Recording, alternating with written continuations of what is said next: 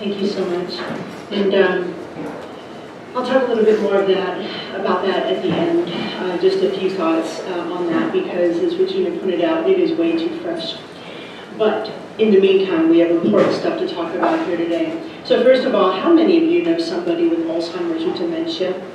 Show of hands? Okay, just about everybody. That's what I thought. All right, reading glasses required. Bear with me. Oh yeah, gotcha, girl. Casey knows what I'm talking about. Gotcha, girl. All right, so many of you. I know this. All right, many of you know me as a usability advocate, an entrepreneur, and a family caregiver, but I've recently taken on a much more visible role as part of the new Alzheimer's Patient and Caregiver Powered Research Network. We're going to get back to that in a minute, but first I want to test your knowledge of Alzheimer's disease and its impact on our healthcare system and on our country. All right, so did you know that Alzheimer's is 100% fatal? Yes. Yes. No, it's Right. not. Oh yeah, it is. There's no cure. There's no reliable treatments. This is a death sentence today. This is not just a symptom of old age or forgetfulness that comes in your twilight years. It's killing thousands of people. In fact, by the time I finish this talk, Alzheimer's will have taken another 57 lives. It's also an epidemic. So by 2050, roughly 14 million people in the US will have this disease. The global numbers are even more frightening. And keep in mind, this is just the number of people with Alzheimer's disease. This does not include those with other forms of dementia, numbering close to 100. Yep, you heard that right. Nearly 100 different types of dementia exist today. Alzheimer's is just one. So we've had a pretty bleak picture to paint until recently. Alzheimer's is seriously underfunded compared to other major diseases. So my next slide's really going to bring this to life for you. And people with this disease and their families have largely been disconnected from research. We don't have people flocking to clinical trials. This is especially true of women and minorities. So guess what? Alzheimer's has a PR problem.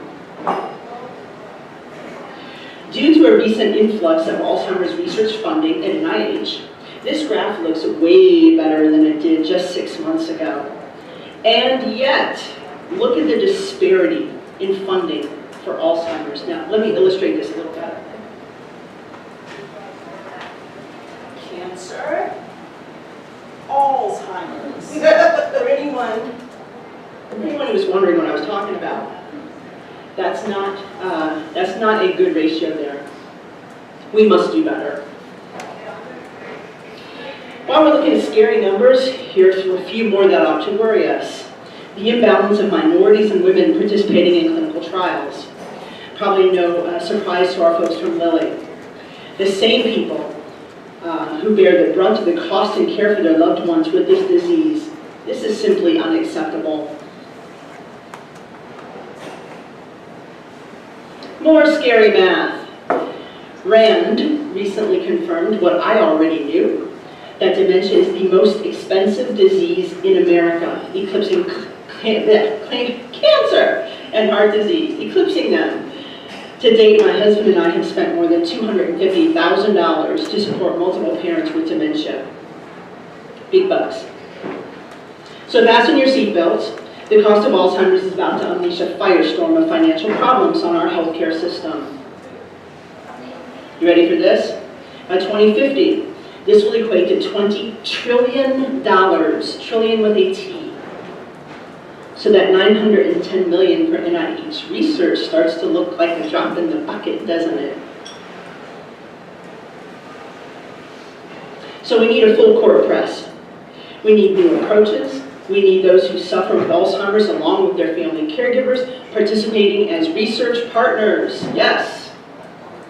Drum roll, please. Thank you, Casey.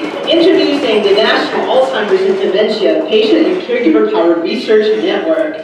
This is one of 20 patient-powered research networks funded by PCORI and part of the Patient-Centered Clinical Research Network. I'm going to use shorthand to refer to this new entity from now on for obvious reasons. So when I say Alzheimer's PPRN, it's one and the same. There are 4 partners involved in this effort, led by Us Against Alzheimer's and the Mayo Clinic. There are many more collaborators, and this list will continue to grow over time. The goals of this project are several-fold. You will hear me talk a lot about clinical trial recruitment in this presentation, but I also want to emphasize the importance of the cognitive well-being of family caregivers and the importance of brain health for all of us. The Alzheimer's PPRN will be one-stop shop for brain health registries, virtual studies, and clinical trials. It will be virtual and mobile. We will be focused on recruiting minorities and women, but we need everyone at the table. We will be focused on the impact of caregiving as well. So if you have cared for a person with dementia, or perhaps been their care coordinator from afar, we need you. The Brain Health Registry at UCSF is the cornerstone registry for this project. But others are joining the team, including the Banner Alzheimer's Institute, Cleveland Clinic's Rufo Center, the Alzheimer's Association, and Weill Cornell. All right, way too small for the back, but let me explain what all this is. We need to find answers to important questions, many of which you see here. We've never asked patients or family caregivers to evaluate the usability of a virtual study, or registry sign-up, or clinical trial. Right, Mary? We've never asked patients or family caregivers what matters most to them and how best to measure it. Important questions here. And by the way, I know I've got gobs of stuff on these slides. They will be available for everyone, I promise, if I have to mail them to you myself. So to facilitate this conversation, we're working on 4 cornerstone projects. Let's look at each one in turn and how we're using technology to support it. All right. Recruitment into registries and clinical trials is going mobile in order to reach those who are in the early stages of Alzheimer's, or perhaps those caring for people in the later stages of the disease. And we're going to keep you engaged. If you don't qualify for one study, we have another for which you may be a great match. If your clinical trial comes to conclusion, we have other places for you to land. You will receive feedback. You will not be left wondering if your participation mattered. Woo! Yes. Part 2 of the Healthy Brain Study follows a very successful Part 1, where the cognitive health of family caregivers was measured for the very first time.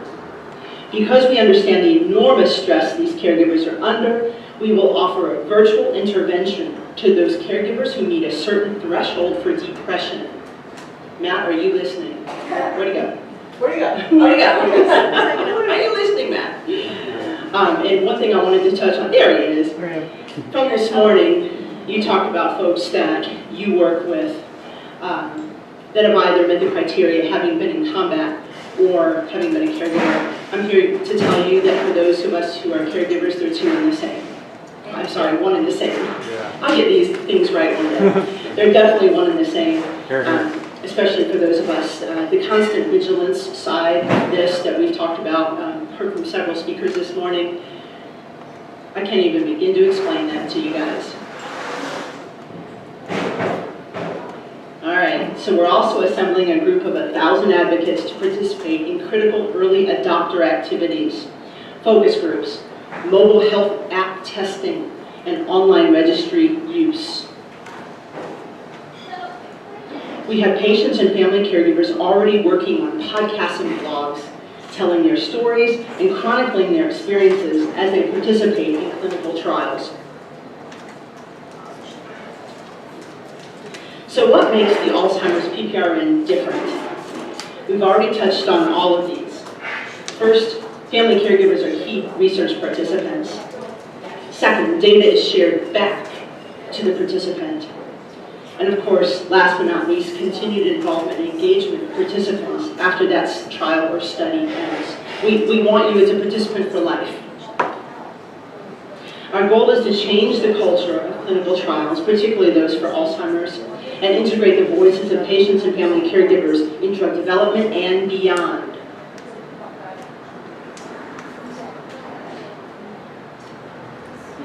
All right, I want to take a moment and talk about how we're going to connect with people who have no idea we exist yet.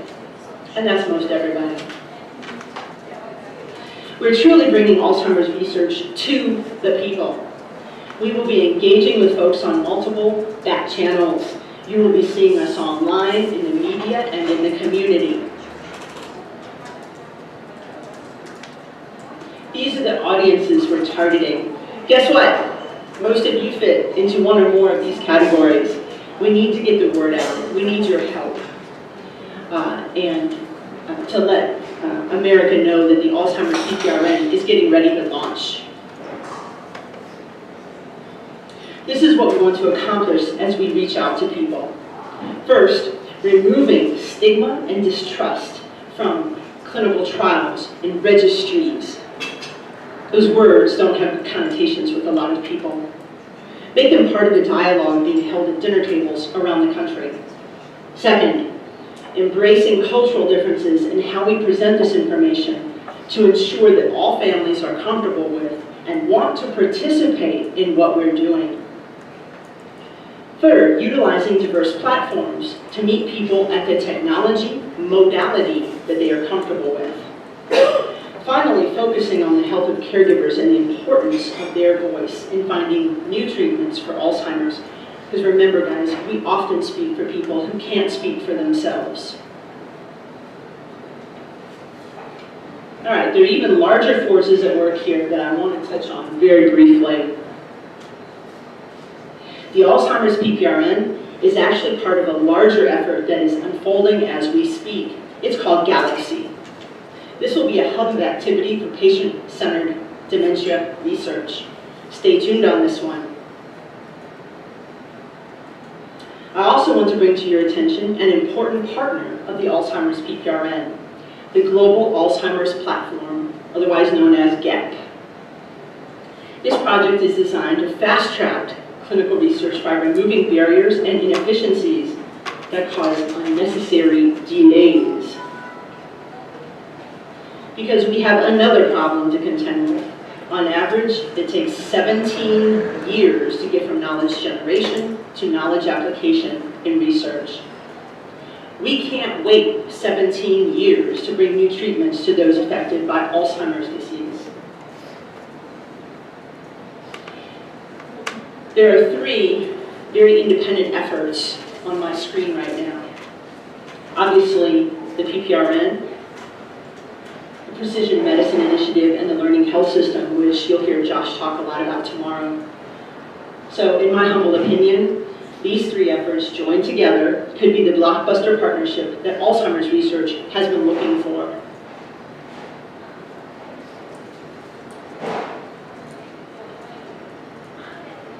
All right, so Jolene, with your help, I'm going to get some information out to people in this room. It's your turn now. I have a one-pager that I want each of you to take. Jolene is going to hand them out to you. There are 5 things that you can do right now to support the Alzheimer's PPRN. The official website is actually now up and running. I'll get you that address in just a second, okay? But first, go to the Brain Health Registry. Sign up. This is the UCSF Brain Health Registry. You'll see the information on the one-pager as it comes around. Join the Us Against Alzheimer's movement. Number 3, learn more about the importance of women in clinical trials. On FDA's website, there is a brochure on the back table where Reggie is that talks about women in clinical trials and why we are so desperately needed in clinical trials. Please help yourselves to one of those as well. Yes. Follow Picori and P. Cornett on Twitter. I'm sure A lot of people in this room have heard of PCORing. Follow them, follow PCORnet, because this PPRN is part of PCORnet, funded by PCORE. And share this info with your colleagues and friends. You can get more information on all of these organizations at these locations. However, I want to draw your attention to the top right corner of the screen. Before your one-pagers, or after your one-pagers went to print, the official website for the PPRN is now up and running, and that is Alzheimer's PCPRN.org. So this is actually the official Mayo Clinic website for the PPRN. It is Alzheimer's PCPRN.org. Please jot that one down. It is not on that one-pager. We've had a lot of things moving in a quick period of time here. So with that, I want to, if I can, take a moment and have a few words on a different topic. My bad. I always click on the wrong thing when I try to be impromptu. So I have a new normal. And I just want to thank everyone in this room who has, over the past couple of weeks, reached out. Your support has not gone unnoticed, right? It's been a great comfort. You will hear more in the coming months because now it is months too fresh on the incredibly horrible care my mom had for the last 6 months of her life and the failure of hospice for us. She received the very best that hospice had to offer for the last 21 hours of her life. As one of my friends said last week, oh, they poked the sleeping dragon on that one, and she's right. That will not go unanswered. But my mom was an incredible person. The reason I'm standing here today, and everything that I'm doing, everything that you all are doing, are part of her legacy. She was an incredible nurse for 40 years. She helped countless people on this earth. And just hoping, and wasn't she gorgeous? You look so much like her. So just hoping that her legacy lives on in all of us. Thank you.